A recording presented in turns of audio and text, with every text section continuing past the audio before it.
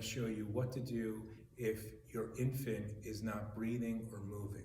First thing we always want to do is make sure the area is clear and we are on a hard surface, whether it's a table or on the floor.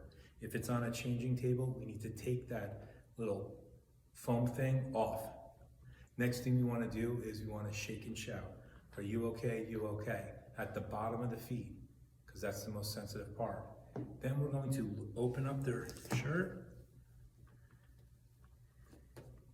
and tilt the head back by putting one hand on the forehead, other hand to chin, and have their nose equal to their chest. We're going to look at their chest and belly, because infants belly breathe.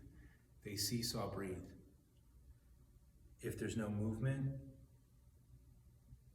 or breath coming out, you want to scream, call 911, go get the AED and come back. And then what we're going to do is what's called hands-only CPR.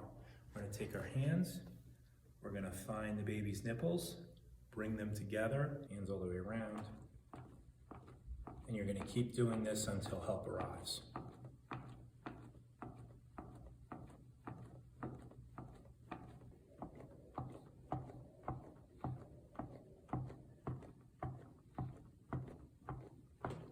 So this is what you do for hands-only CPR for an infant.